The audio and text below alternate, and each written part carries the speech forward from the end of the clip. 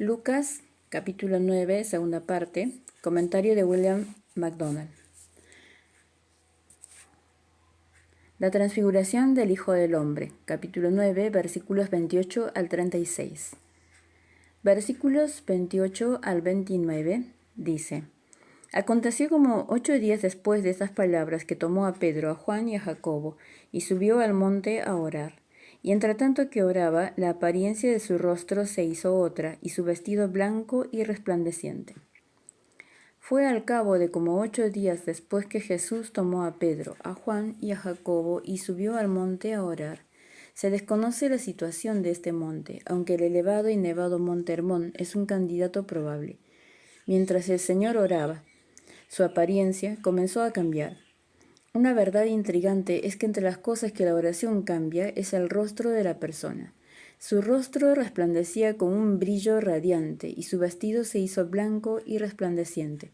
Como se ha mencionado antes, esto prefiguraba la gloria que le pertenecería durante su reino venidero. Mientras él estaba aquí en la tierra, su gloria estuvo ordinariamente velada en su cuerpo de carne.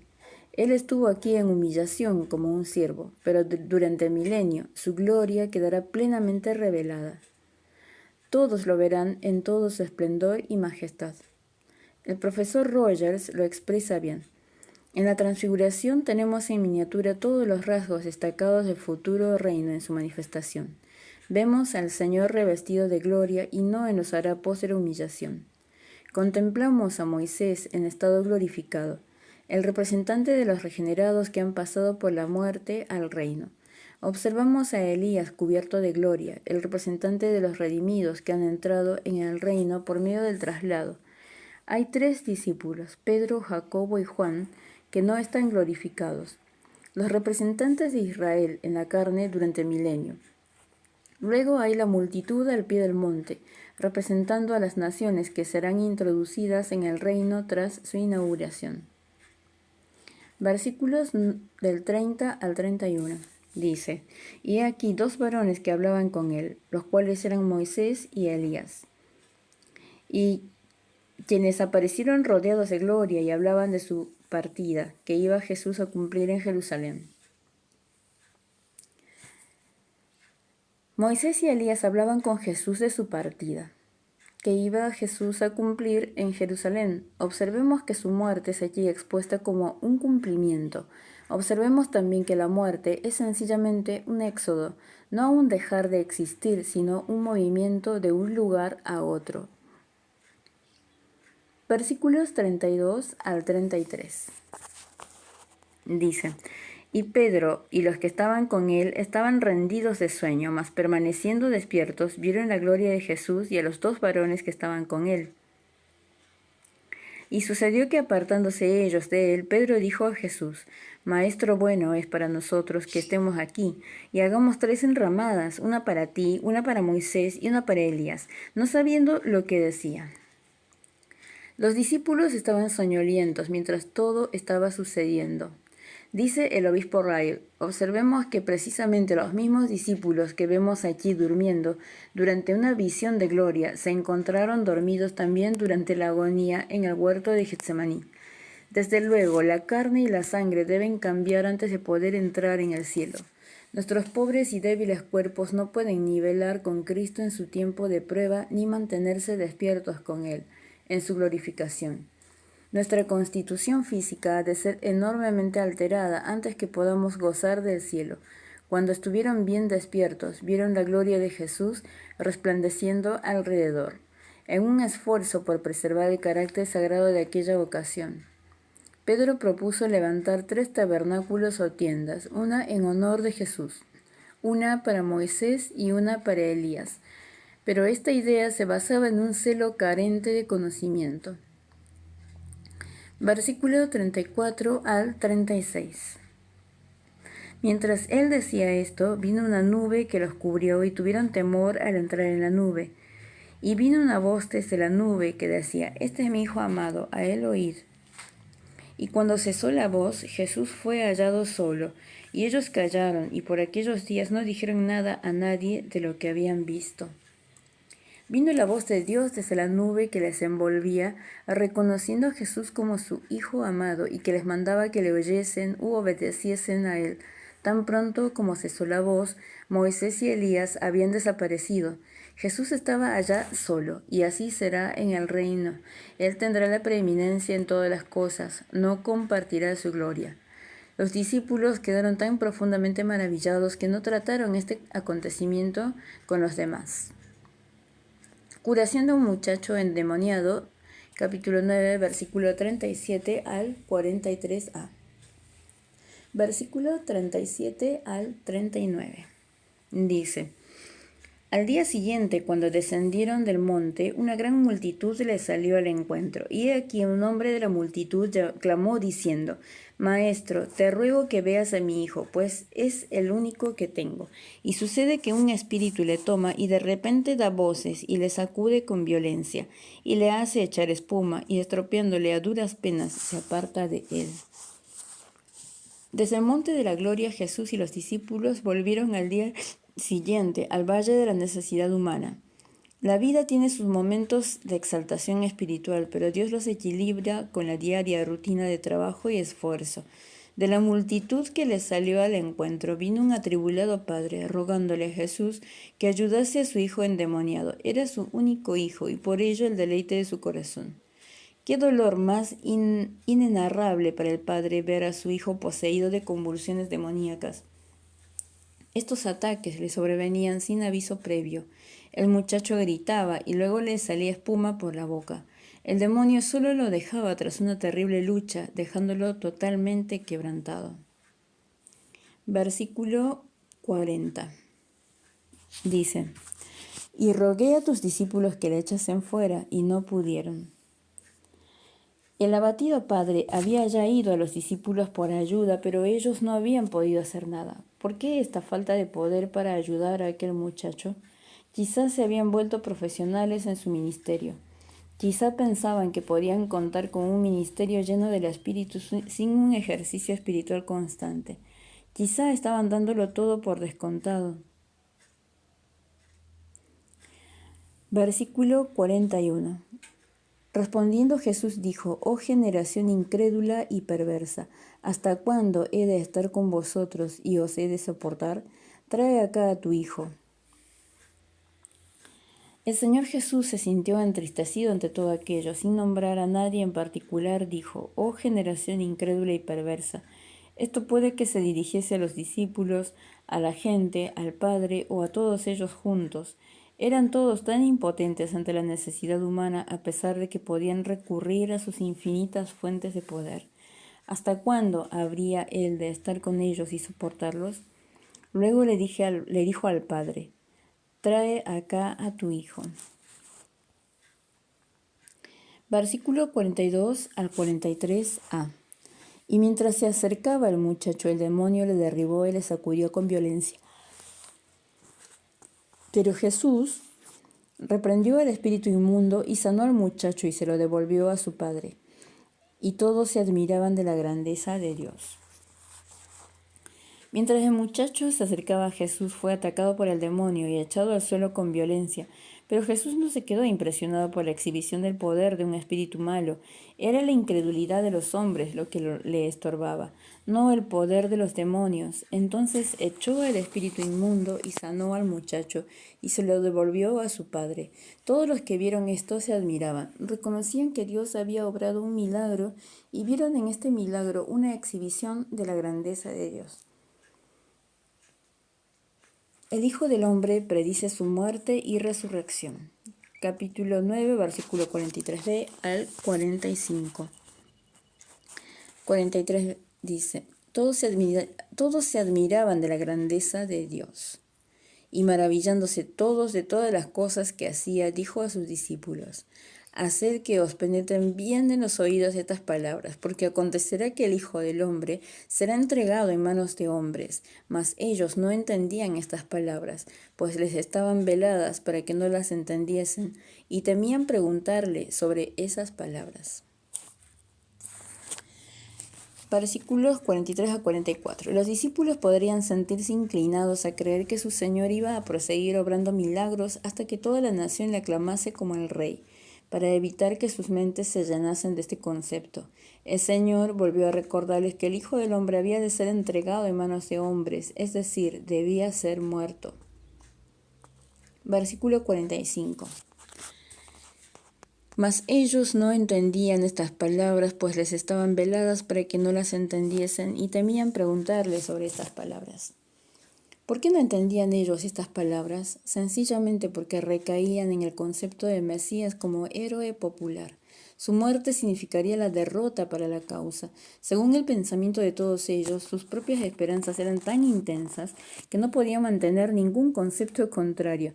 No era Dios quien les ocultaba esta verdad, sino su decidido rechazo a creer. Además, temían preguntarle para clarificar sus ideas, casi como si tuviesen miedo de que les confirmase sus temores. La verdadera grandeza en el reino. Capítulo 9, versículo 46 al 48. Versículo 46. Dice: Entonces entraron en discusión sobre quién de ellos sería el mayor. Los discípulos no solo esperaban que el glorioso reino fuese introducido en breve, sino que aspiraban también a posiciones de gloria en el reino. Ya estaban dispuestos entre ellos quién iba a ser el mayor.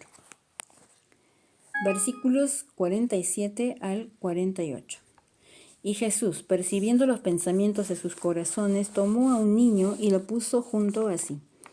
Y les dijo: Cualquiera que reciba a este niño en mi nombre, a mí me recibe, y cualquiera que me recibe a mí, recibe el que me envió, porque el que es más pequeño entre todos vosotros, ese es el más grande. Sabiendo lo que agitaba sus corazones, Jesús tomó a un niño a su lado y les explicó que todo aquel que recibiese a un niño en su nombre le recibía a él. A primera vista, esto no parece tener ninguna relación con la cuestión de quién era el mayor entre los discípulos, pero aunque no sea evidente, la relación parece ser esta.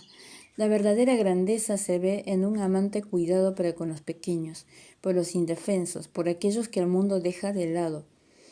Así, cuando Jesús dijo que el que es más pequeño entre todos vosotros, ese es grande, se estaba refiriendo al que se humillaba para asociarse con creyentes no conocidos, insignificantes y menospreciados. En Mateo 18:4, el Señor dijo que el mayor en el reino de los cielos es aquel que se humilla como un niño pequeño. Mateo 18:4 dice: Así que cualquiera que se humille como este niño, ese es el mayor en el reino de los cielos. Aquí en Lucas es cuestión de identificación con el menor de los hijos de Dios. En ambos casos involucra asumir un puesto de humildad como lo hizo el mismo Salvador. El Hijo del Hombre prohíbe el sectarismo. Versículos 49 al 50. Versículo 49. Entonces, respondiendo Juan, dijo: Maestro, hemos visto a uno que echaba fuera demonios en tu nombre, y se lo prohibimos porque no sigue con nosotros. Este incidente parece ilustrar la conducta contra la que el Señor acababa de advertir a sus discípulos. Habían encontrado a uno que echaba fuera demonios en el nombre de Jesús. Ellos se lo habían prohibido porque era uno que no iba con ellos. En otras palabras, habían rehusado recibir a un hijo del Señor en su nombre. Eran sectarios y estrechos. Deberían haberse sentido complacidos por el hecho de que el demonio había salido del hombre. Nunca deberían sentirse celosos de ningún hombre o grupo que echase más demonios fuera que ellos. Pero lo cierto es que cada discípulo ha de guardarse en contra de este deseo de exclusivismo, de querer monopolizar el poder y prestigio espirituales. Versículo 50 dice: Jesús le dijo: No se lo prohibáis, porque el que no es contra nosotros, por nosotros es. Jesús le dijo, no se lo prohibáis, porque el que no está contra vosotros está de vuestra parte. Por lo que respecta a la persona y obra de Cristo, no puede haber neutralidad. Si los hombres no están por Cristo, están contra Él. Pero cuando se trata de servicio cristiano, como dice A. L. Williams, los cristianos ecuánimes han de recordar que cuando los de afuera hacen algo en nombre de Cristo, ello en conjunto es un impulso a su causa. La contestación del maestro contenía una verdad amplia y de gran alcance.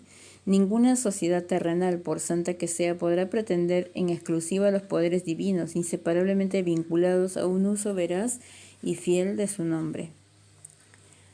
Samaria rechaza al Hijo del Hombre, versículos 51 al 56.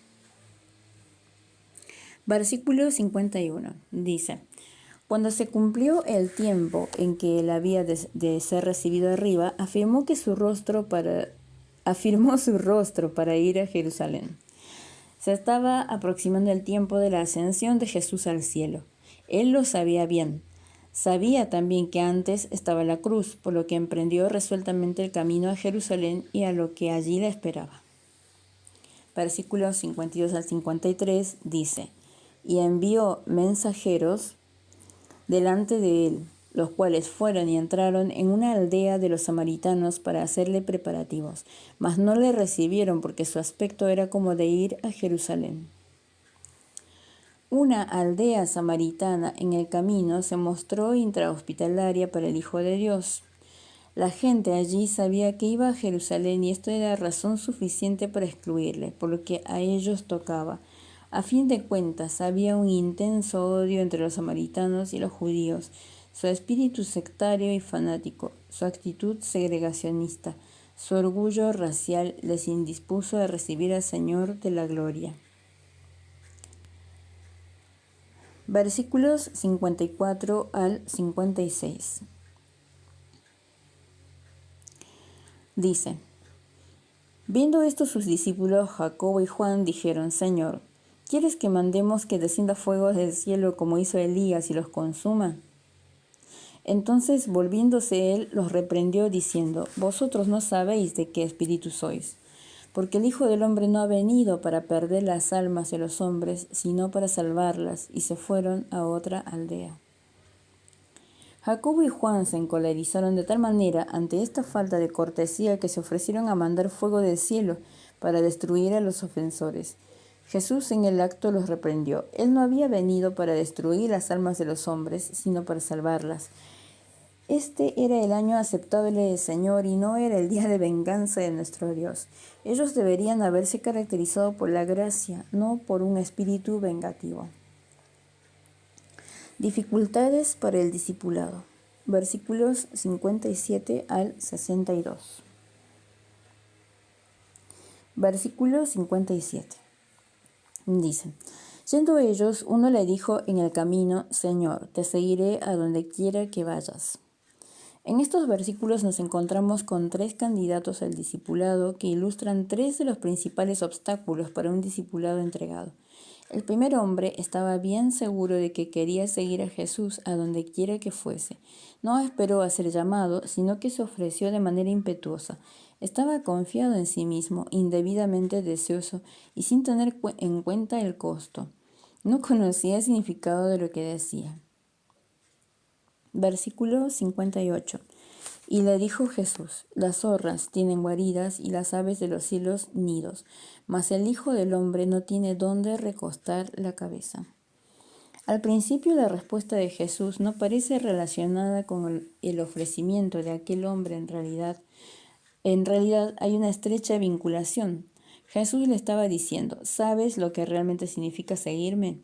Significa abandonar las comodidades y ventajas de la vida. Yo no tengo un hogar que llamar mío. Esta tierra no me da reposo alguno. Las zorras y las aves del cielo poseen más comodidades y seguridad natural que yo. ¿Estás dispuesto a seguirme? Aunque signifique dejar aquellas cosas que la mayoría de los hombres consideran como sus derechos inalienables. ¿Estás dispuesto a seguirme, aunque signifique dejar aquellas cosas que la mayoría de los hombres consideran como sus derechos inalienables?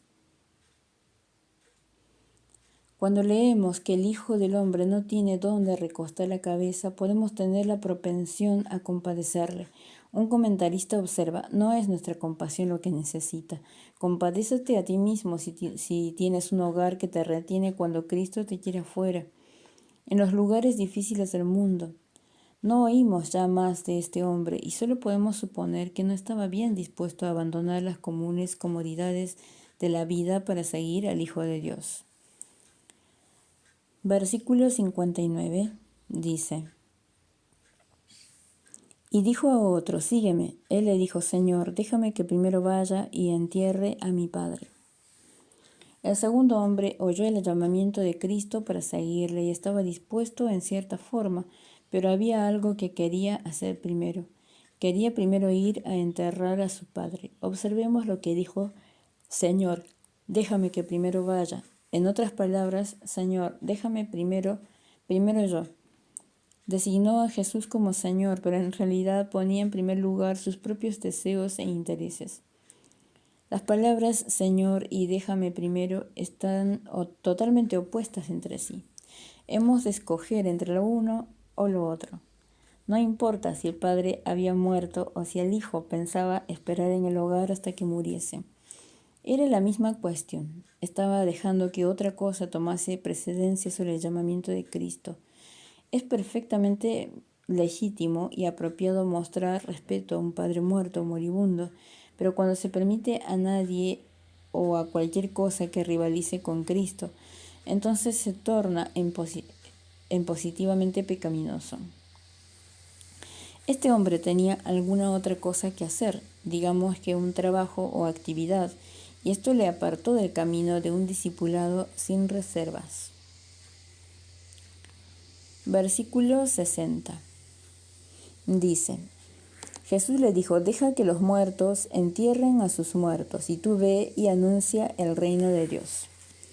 El Señor reprendió su indecisión con estas palabras: deja que los muertos entierren a sus muertos, y tú ve y anuncia por doquier el reino de Dios. Los espiritualmente muertos pueden enterrar a los físicamente muertos, pero no pueden predicar el Evangelio. Los discípulos no deberían dar prioridad a cuestiones que los inconversos puedan hacer tan bien como los cristianos. El creyente debería estar seguro de que es indispensable en lo que toca al principal énfasis de su vida. Su principal ocupación debería ser la de impulsar la causa de Cristo en la tierra.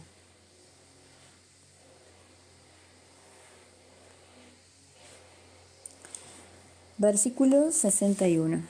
Dice: Entonces también dijo otro, te seguiré, Señor, pero déjame que me despida primero de los que están en mi casa. El tercer candidato al discípulo se parecía al primero en que se presentó voluntariamente para seguir a Cristo. Era como el segundo en que expresó la contradicción, Señor, déjame primero. Quería primero despedirse de su familia. En sí misma, la petición era razonable y apropiada, pero incluso las cortesías más comunes de la vida quedan fuera de lugar si se ponen por delante de una obediencia pronta y completa. Versículo 62 dice: Y Jesús le dijo, ninguno que poniendo su mano en el arado mira hacia atrás es apto para el reino de Dios. Jesús le dijo que una vez estaba puesta la mano en el arado del discipulado, no se debía mirar hacia atrás. En tal caso, no se es apto para el reino de Dios. Los seguidores de Cristo no están hechos de un material medio cocido ni de sentimentalismos de ensoñación. No pueden dejar que ninguna consideración hacia la familia o los amigos, por muy legítima que sea en sí misma, los aparte de una total y completa entrega a Él. La expresión no es apto para el reino no se refiere a la salvación, sino al servicio. No se trata en absoluto de una cuestión de entrada al reino, sino de servicio en el reino, después de haber entrado en el mismo. No se trata en absoluto de una cuestión de entrada al reino, sino de servicio en el reino, después de haber entrado en el mismo. Nuestra idoneidad para entrar en el reino reside en la persona y obra del Señor Jesús, y se hace nuestra por la fe en Él. Y así tenemos 3 obstáculos cardinales al discipulado ilustrados en estas 3 experiencias que protagonizaron estos hombres. 1. Comodidades materiales. 2. Un trabajo o actividad. 3. Familia y amigos. Cristo tiene que reinar en nuestros corazones sin rival alguno. Todos los otros amores y todas las otras lealtades han de estarle subordinados. Fin del capítulo 9, comentado por William MacDonald.